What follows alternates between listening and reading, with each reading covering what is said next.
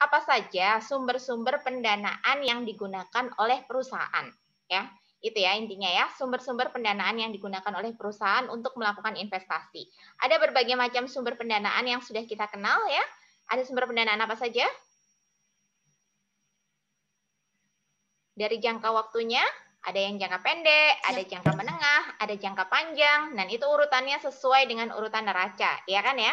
Jadi mulai dari hutang lancar, hutang jangka menengah, hutang jangka panjang, sampai modal. Nah, kita sudah mempelajari, kemarin Anda ingat, kita mempelajari bagaimana sumber pendanaan jangka pendek, kemudian jangka menengah, kemudian kita belajar jangka panjang, ada obligasi, ada saham, sampai kita melakukan waktu UTS kita melakukan penghitungan total biaya modal yang dikeluarkan apabila perusahaan menggunakan kombinasi berbagai macam pendanaan yang kita sebut dengan WACC, Weighted Average Cost of Capital. Nah, setelah UTS kita masih bercerita tentang sumber pendanaan. Tapi apa tuh yang di sana? Yang di sana kita bercerita tentang apa sih sebenarnya yang kebijakan yang paling baik gitu ya. Jadi mulai dari kebijakan struktur modal. Nah, kita menentukan mana struktur modal yang paling baik. Kemudian kita menentukan kebijakan leverage ya. Seberapa besar sih perusahaan bisa menanggung resiko operasi dan resiko finansial dan resiko total dari leverage-nya. Nah, itu semuanya sudah kita pelajari sumber pendanaannya. Nah, sekarang kalau perusahaan punya laba gitu ya, perusahaan punya laba berarti dan perusahaan menggunakan saham berarti perusahaan punya satu kebijakan lagi yang harus dia lakukan, yaitu yang kita sebut dengan kebijakan dividen. Nah, kebijakan dividen ini adalah salah satu dari 3 kebijakan penting keuangan. Ini harus ingat nih teman-teman. 3 kebijakan penting di keuangan itu ada 3 ya, ada 3. Ini biasanya keluar kalau Anda ujian komprehensif. Yang pertama, kebijakan di keuangan itu kebijakan investasi. Dia harus menentukan dia mau investasi di aset-aset apa saja. Itu yang terlihat dari sisi aset ya, ada aset lancar dan aset tetap dari neraca.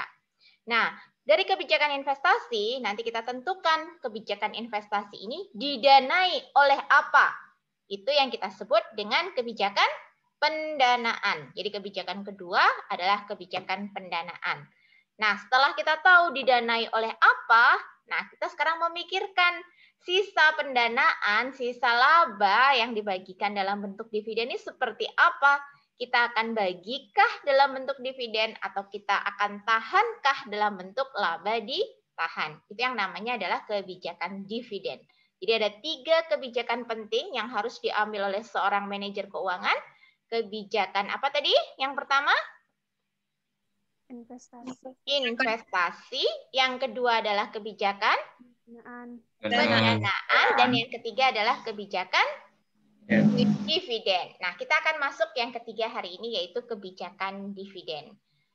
Nah, oke, sampai sini jelas ya pengantarnya ya. Jadi kebijakan dividen, apa sih sebenarnya kebijakan dividen itu?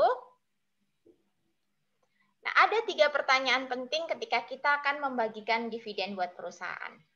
Pertama-tama pertanyaannya, kita akan menanyakan berapa besar laba bersih akan didistribusikan kepada investor. Jadi dari laba yang dihasilkan oleh perusahaan, kita harus membaginya. Berapa banyak yang mau dibagikan dalam bentuk dividen dan berapa banyak yang akan kita tahan dalam bentuk laba ditahan. Nah, kalau kita masukkan dalam laba ditahan, berarti laba bersih tersebut akan menjadi modal buat perusahaan, ya, akan lari ke neraca. Jadi kalau kita lihat kaitannya antara laporan keuangan, ini namanya apa yang T ini? Apa namanya? Neraca ya. Yang T ini namanya neraca. Kemudian kita punya satu lagi laporan yang namanya laba rugi, ya kan? Laporan laba rugi. Hasil dari laporan laba rugi ya, itu kan nanti ada yang namanya laba dari penjualan, dikurangi dengan biaya-biaya, kurangi pajak dan bunga. Itu nanti namanya adalah laba bersih, ya kan? Laba. Nah, laba bersih ya, yang dimaksud di sini adalah namanya laba bersih. Laba bersih ini nantinya akan dibagi menjadi 2, yaitu kita bagi jadi apa? Dividen. Pertamanya kita bagi dalam bentuk Dividen dan laba ditahan. Dividen, dan yang satu lagi adalah laba ditahan. Laba ditahan itu saya nulisnya RE. Apa itu RE bahasa Inggrisnya? Retain earning. Retain earning, laba ditahan ya. Nah, laba ditahan atau RE inilah yang nanti akan masuk ke dalam bagian neraca. Menjadi tambahan apa?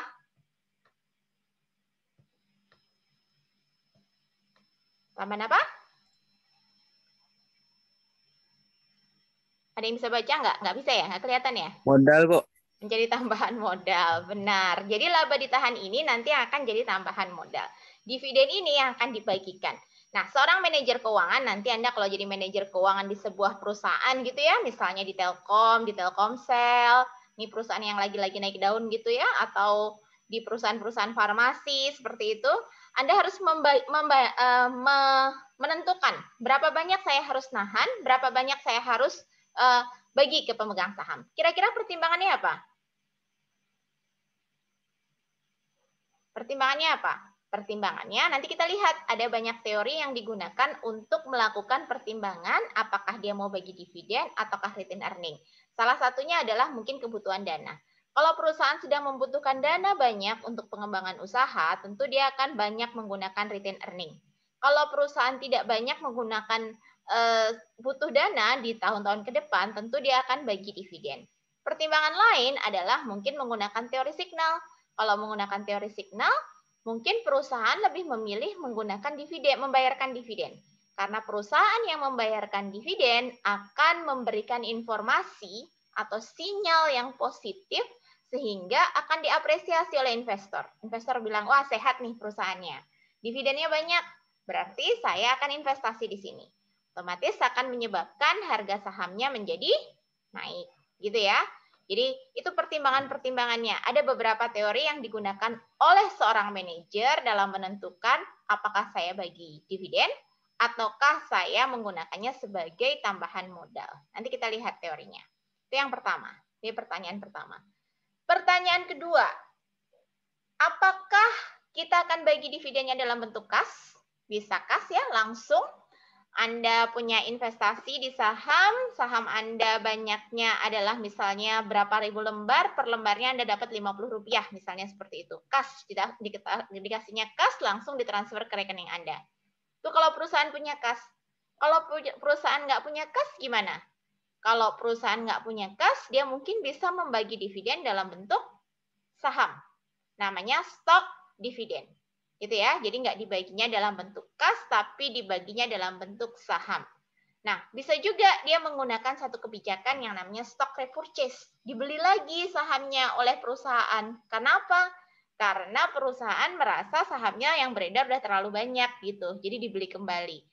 Sehingga di sini investor mendapatkan dana kas dari pembelian saham dari perusahaan. Oke, itu pertanyaan yang kedua. Jadi yang pertama dibayar atau tidak, yang kedua dibayarkan dalam bentuk apa? Kas, bentuk stok, atau bentuk stock repurchase. Kemudian yang ketiga, gimana pembayarannya? Apakah dia stabil? Tetap saja dari tahun ke tahun jumlahnya tetap? Apakah dia fluktuatif? Tergantung pada besarnya laba perusahaan. Nah, ini akan dipikirkan oleh Anda sebagai manajer keuangan di sebuah perusahaan. Gitu ya. Oke, sampai sini ada pertanyaan? Ada yang belum jelas?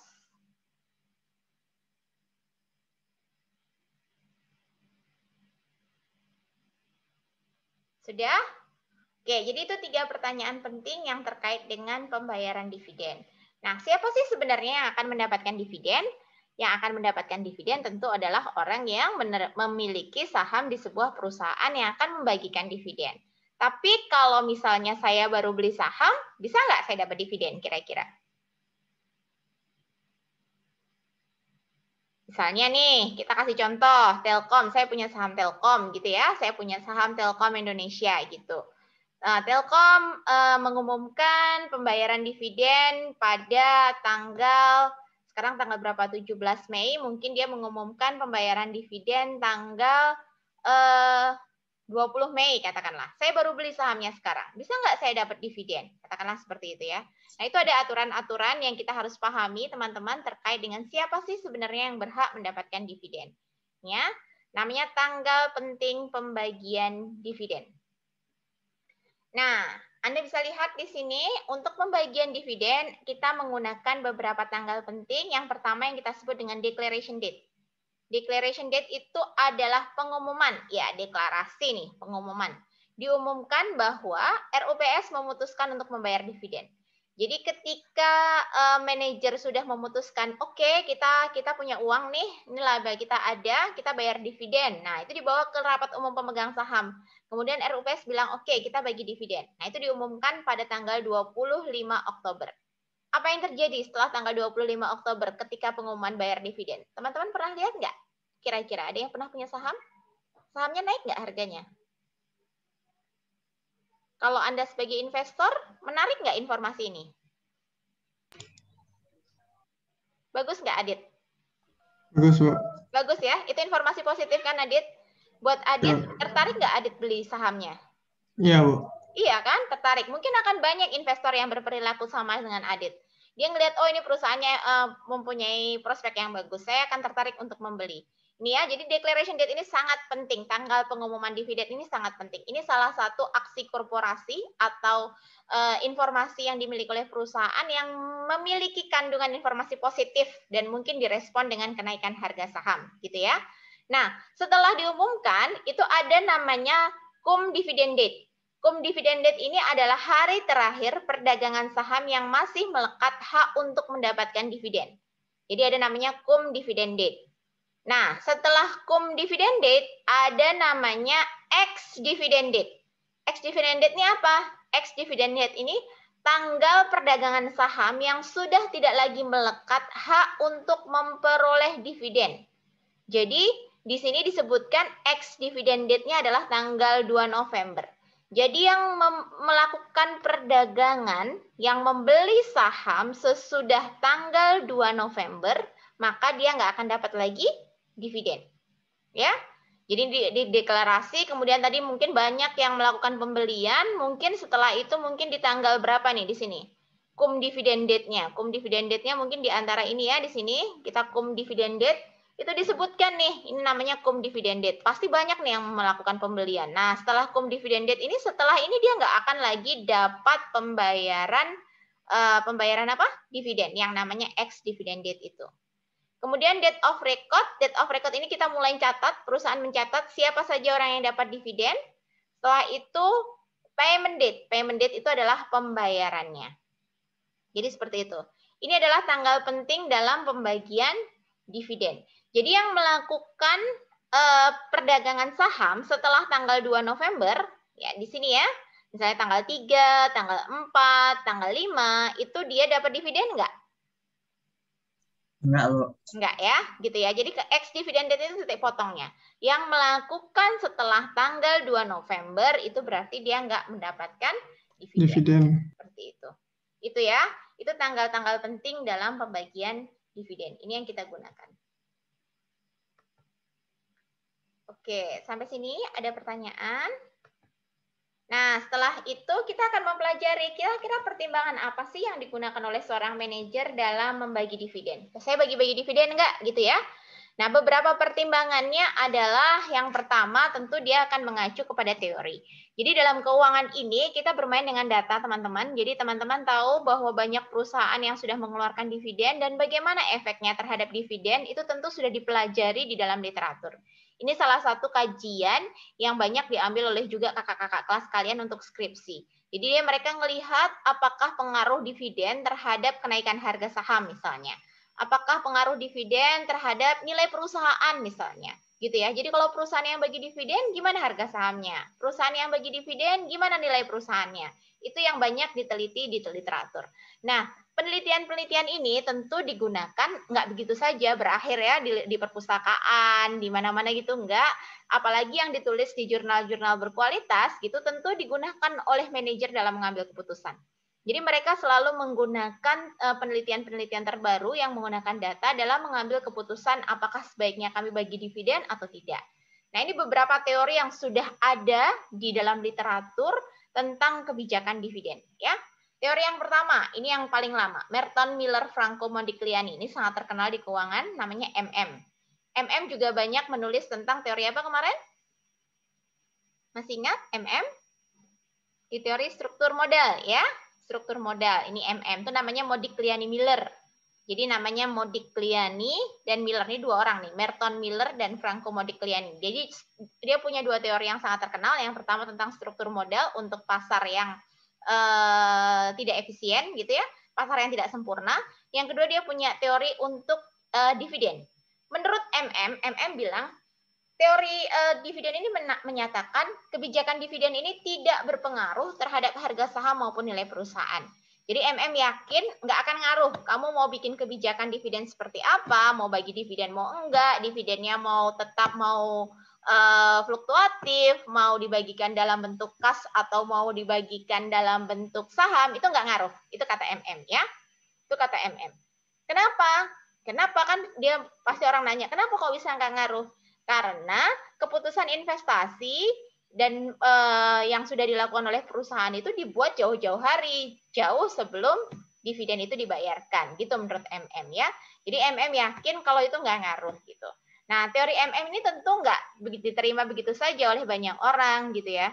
Jadi tentu akan banyak yang mengemukakan bantahan-bantahan terhadap teori MM. Contohnya tadi Adit aja. Adit bilang, pastilah nanti harga saham naik, orang itu informasi positif gitu kan ya. Nah, oleh karena itu muncul teori-teori yang lain. Teori apa yang kedua? Teori yang kedua yang dikemukakan oleh yang namanya Gordon dan Littner. Gordon dan Littner ini teorinya namanya bird in the hand theory. Teori bird in the hand. Burung di tangan.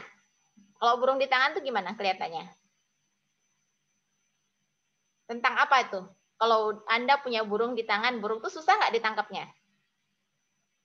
Iya. Iya, itu analoginya ya. Ketika burung di tangan, berarti Anda memiliki kepastian. Gitu. Mana yang lebih pasti, dividen atau capital gain? Mana yang lebih pasti? Tahu capital gain? Kemarin masih ingat apa itu capital gain? Rizky, masih ingat Rizky? Capital gain Rizky?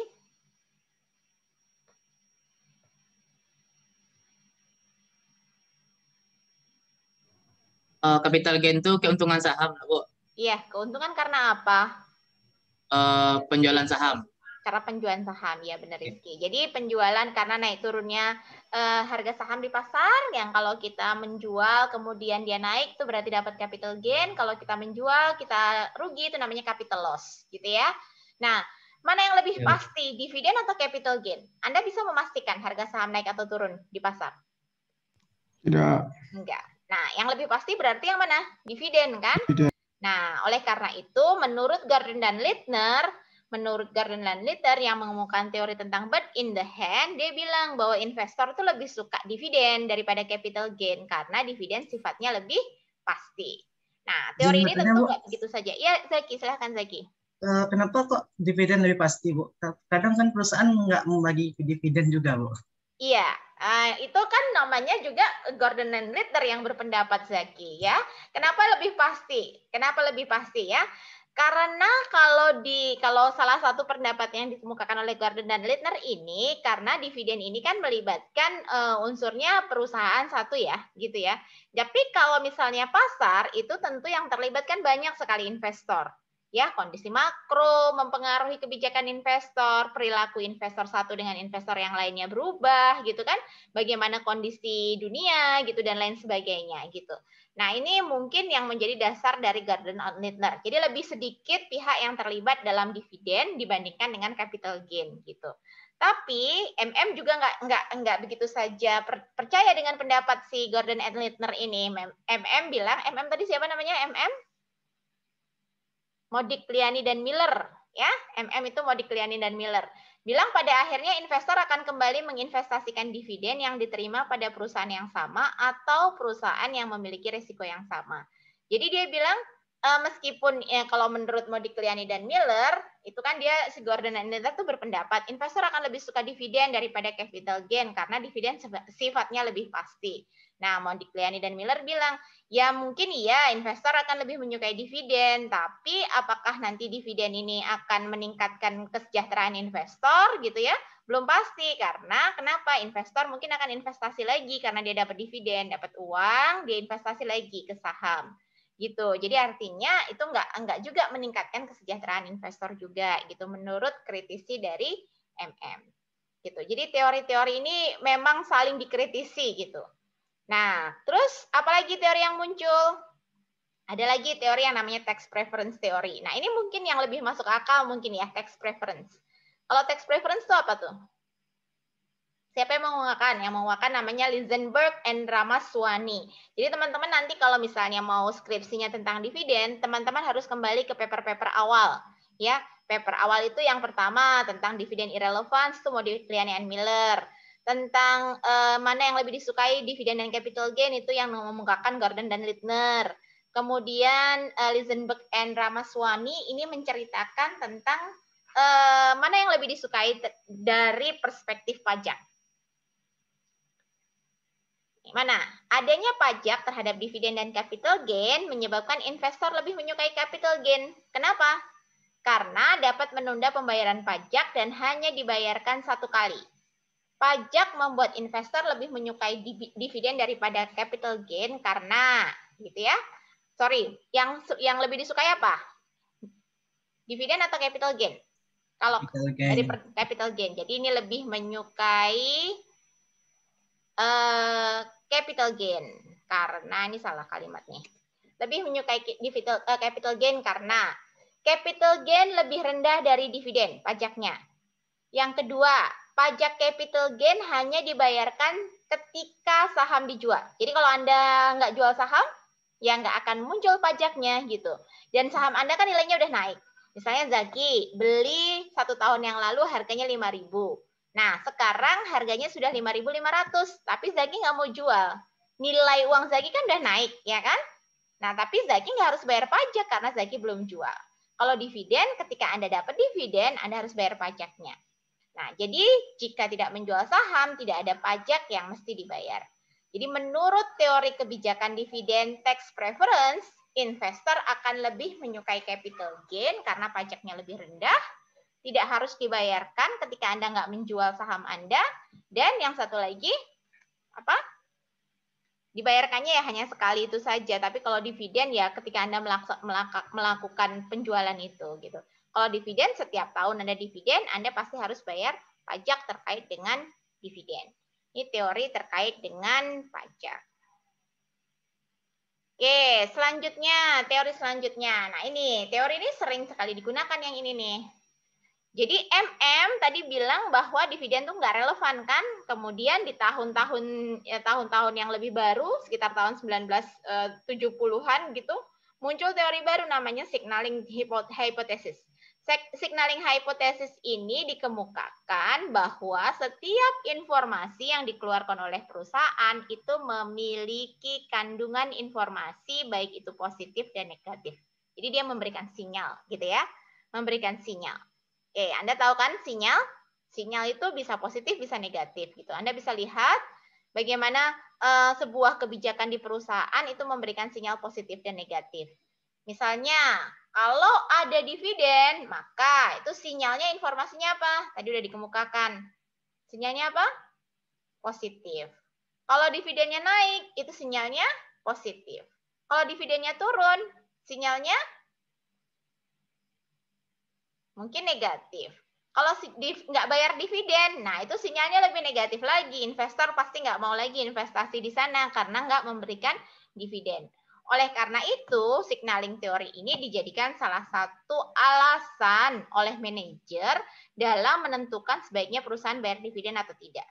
Kadang-kadang perusahaan ini nggak punya uang, tapi dia tetap mau memberikan sinyal yang positif, sehingga dia tetap bayar dividen, kayak gitu. Kecuali kondisinya udah sangat mepet, nggak punya uang gitu ya.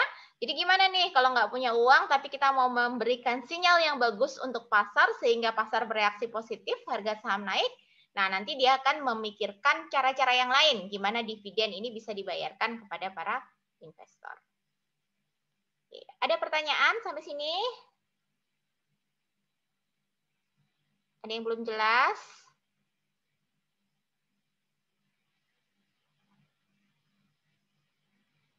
Ada yang belum jelas? Sudah jelas? Oke, kalau gitu kita lanjutkan ke teori selanjutnya. Nah, tadi kita udah belajar teori apa saja? Irrelevant, yang pertama dikemukakan oleh MM, karena kebijakan yang lain itu udah ditentukan jauh-jauh hari sebelum dividen dibagikan ya. Kalau menurut MM itu irrelevant, tapi MM tidak mengasumsikan bahwa pasar itu nggak selalu sempurna gitu. Pasar itu mungkin bisa distorsi juga, sehingga ada informasi yang nyampe, ada yang tidak, ada yang mempunyai informasi, ada yang tidak, kayak gitu. Kemudian ada teori yang baru tentang itu yang namanya bird in the hand yang dikemukakan Gordon and Littner. Kemudian ada teori tentang apa tadi? Lisenberg tadi namanya adalah text preference ya. Ini text preference, kemudian ada signaling, dan yang terakhir yang disebut dengan clientele effect. Clientele effect itu klientel itu kelompok. Jadi setiap kelompok pemegang saham memiliki preferensi yang berbeda terhadap kebijakan dividen perusahaan. Ada pemegang saham yang memiliki kebutuhan dana cash sehingga dia lebih menyukai dividen. Sebaliknya ada pemegang saham yang tidak membutuhkan uang saat ini gitu ya. Jadi dia lebih memilih perusahaan investasi saja, uang laba bersihnya semuanya ke laba ditahan sehingga perusahaan bisa tumbuh lagi, sehingga perusahaan memiliki kinerja yang bagus dan akhirnya harga sahamnya juga naik. Kalau kinerjanya bagus kan pasti harga sahamnya naik. Kenapa? Karena investor semuanya mau investasi di sana. Nah, di sana tentu nanti akan lebih banyak capital gain-nya kalau harga sahamnya naik. Itu yang menjadi teori klientel ini. Jadi klientel ini membedakan bahwa nggak semua investor punya keinginan yang sama. Ada yang ingin dividen, ada yang ingin capital gain. Yang ingin cash, dia ingin dividen, tapi yang ingin asetnya meningkat, dia mungkin mau capital gain. Gitu ya. Nah, jika terdapat perbedaan pajak bagi individu, maka kelompok pemegang saham yang dikenai pajak tinggi akan lebih menyukai capital gain. Ya, ini tadi udah jelas ya. Jadi kenapa capital gain? Karena pajaknya lebih rendah.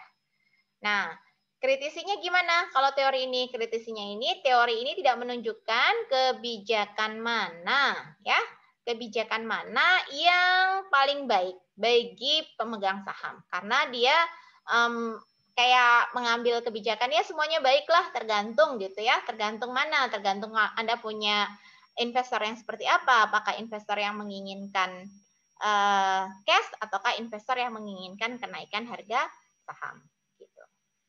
Oke, sampai sini ada pertanyaan teman-teman. Nah, jadi kalau Anda sendiri gimana? Sekarang Anda sebagai manajer misalnya.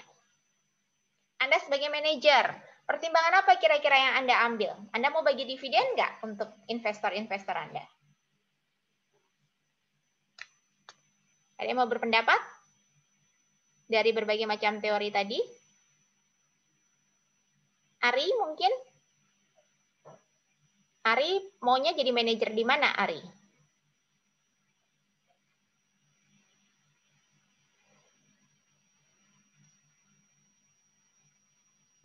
Bingung, Mbak. Bingung? Ada yang punya pendapat?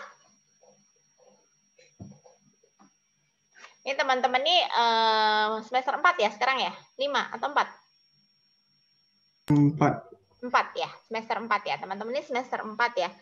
Nah, pasti teman-teman udah punya bayangan ya, nanti saya mau kerja di mana sih gitu. Dan satu, you have to broaden your mind gitu. Broaden your mind, coba kalian luaskan pikiran Anda. Skupnya jangan terlalu lokal, paling enggak skupnya tuh nasional. Jadi bayangkan Anda tuh akan kerja di perusahaan-perusahaan nasional gitu ya skalanya ya. Skala nasional, kalau nanti Anda tertarik, ini pasti belum ngambil jurusan. Tapi kalau Anda tertarik di bidang keuangan, nah Anda juga harus sudah mulai memfokuskan, nih kayaknya saya mau tertarik nih bidang keuangan gitu. Jadi ketika Anda menghadapi sebuah diskusi-diskusi seperti ini, nanti akan lebih enak gitu. Dan itu akan memotivasi Anda, yakin. Jadi coba sekarang broaden your mind, dibuka gitu, saya kira-kira mau kerja di mana ya? Oke, perusahaan apa yang lagi naik daun sekarang? Telekomunikasi, jelas naik daun banget. Anda tahu bonus perusahaan telekomunikasi gajinya luar biasa. Energi nggak pernah habis teman-teman. Kita semua butuh energi. Jadi terus kerja di perusahaan yang energi, misalnya perusahaan-perusahaan BUMN atau swasta yang berbasis energi, Jadi semuanya ya energi-energi kayak gitu, itu juga luar biasa. Itu juga jaminan karir yang luar biasa. Jadi kalian tuh harus mulai memikirkan hal-hal seperti itu gitu ya. Saya mau punya visi, apalagi misalnya beberapa punya visi. Saya mau kerja di encourage sektor-sektor yang menurut saya penting gitu. Sektor apa nih yang menurut saya penting? Mungkin sekarang teman-teman ada yang terlibat di sektor-sektor syariah misalnya gitu. Jadi broaden your mind. Jadi itu penting banget ketika kita mulai kuliah nih teman-teman ya. Jadi kita udah mulai membuka cakrawala berpikir kita dengan dunia kerja. Gitu. Jadi dan harus skalanya minimal nasional. Jangan ngambil skala lokal untuk membuat target itu tadi. Itu nanti yang membuat Anda termotivasi. Gitu. Jadi kita bisa bayangkan, wah keren ya kalau misalnya nanti saya menjadi seorang manajer atau paling nggak staff dulu di mana nih misalnya perusahaan telekomunikasi atau di perusahaan energi berbasis energi gitu. Sekarang lagi naik daun lagi karena pandemi adalah perusahaan farmasi. Luar biasa kan naiknya perusahaan farmasi misalnya seperti itu. Nah, nanti bisa membayangkan gimana ikuti perusahaannya seperti itu. Itu jauh lebih menarik. Gitu ya. Oke, back to topic. Jadi kalau menurut Anda tadi ada mengenal beberapa teori. Kira-kira mana nih teori yang kita bisa pakai? Salah satu teori atau mungkin kombinasi?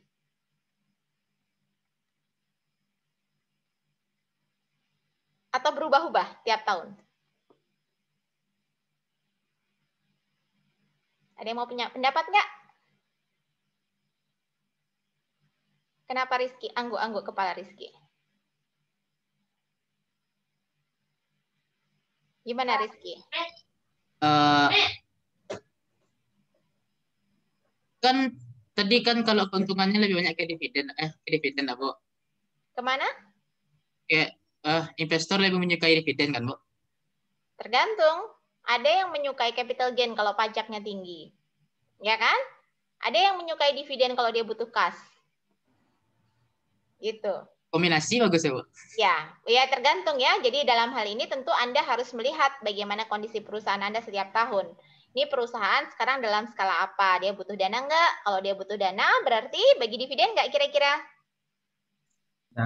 Nggak. Ya, lebih sedikit yang dibagikan dividennya. Lebih banyak proporsi untuk laba ditahan gitu. Kalau Anda kira-kira ini lagi mau membangun image positif, bagi dividen nggak kira-kira? Bagi dividen. Sesuai dengan teori signaling. Gitu tadi ya. Nah, gitu ya. Jadi Anda juga harus melihat pertimbangan pajak karena pajak berubah-ubah juga. Nah, Anda tahu ya pajak berubah-ubah di Indonesia. Jadi bagaimana kira-kira pajak sekarang, mana pajak yang lebih murah? Itu tentu menjadi satu pertimbangan Anda ketika mengambil kebijakan apakah harus bagi dividen, apakah ditahan aja untuk pengembangan perusahaan. Gitu ya. Oke, jadi teori-teori ini boleh sekali dikombinasikan. Ini menjadi dasar-dasar dalam pengambilan keputusan terkait dengan dividen. Nah, oke, kita masuk ke yang terakhir diskusinya, jenis-jenis pembayaran dividen. Seperti tadi, dividen bisa dibayarkan dalam bentuk kas. Jadi kas itu langsung per lembar saham, namanya Anda dapat berapa. Istilah yang dikenal adalah yang kita sebut dengan dividen kas ini namanya dividen payout DPR. Bukan Dewan Perwakilan Rakyat, tapi dividen payout ratio. P-nya tuh payout ya. Payout ratio itu dividen cash. Jadi perusahaan akan mengukur dividen DPR ya, DPR per lembar saham. Anda dapat berapa dari per laba yang Anda punya itu, Anda dapat berapa banyak gitu dividennya. Itu namanya DPR. Dividen payout ratio. Jadi dividen payout ratio ini rumusnya adalah dividen dibagi dengan laba bersih. Dividen cash. Jadi dari laba bersih ini berapa banyak nih yang Anda akan dapatkan. Nah, itu yang kita hitung dengan yang namanya DPR. Ini perusahaan akan membagikan, ini juga sering digunakan di dalam skripsi ini, salah satu rasio yang paling sering digunakan namanya DPR ini, dividen payout ratio. Kemudian yang kedua adalah kita juga bisa bagi dalam bentuk saham. Jadi kalau perusahaan lagi nggak punya uang, tapi dia ingin memberikan sinyal yang positif, maka dia akan mengeluarkan yang namanya stok dividen. Ya, jadi dia akan membayar dividen dalam bentuk saham. Dampaknya apa?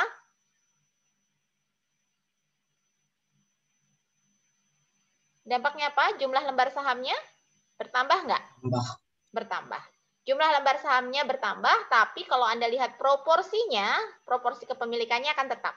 Karena kan semua orang mendapatkan hal yang sama ya. Misalnya Anda punya 5.000, nah dari 5.000 itu dapat 10%, jadi 5.500. Ada yang misalnya punya 1.000 dapat 10%, 1.100. Jadi secara total proporsinya tetap sama.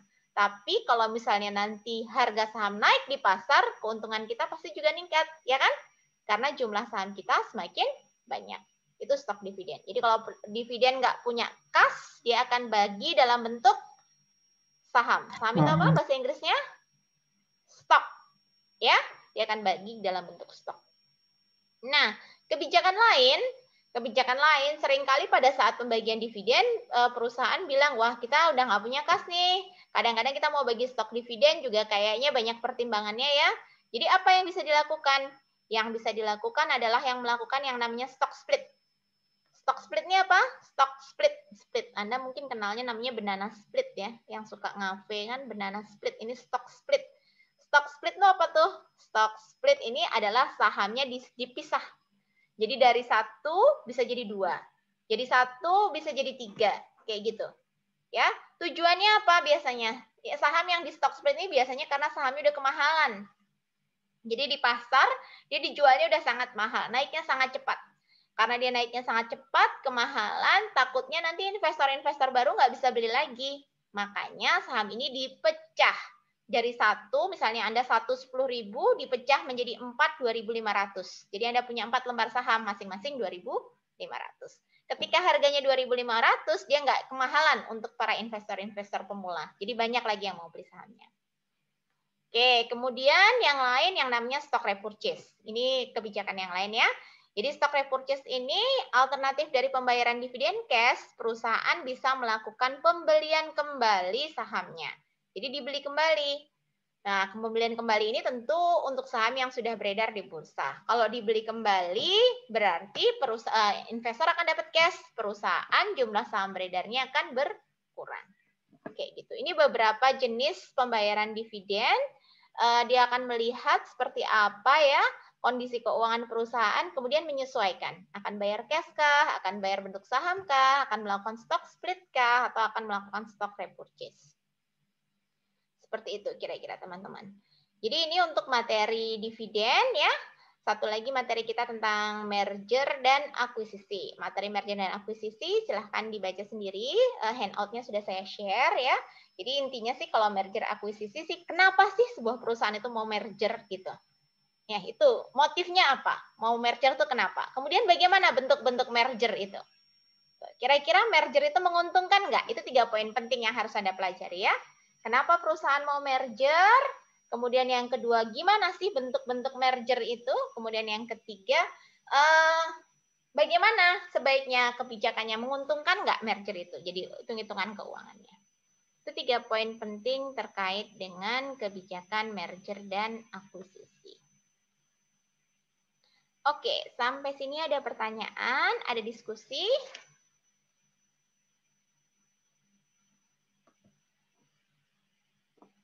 Udah cukup jelas atau tidak jelas sama sekali?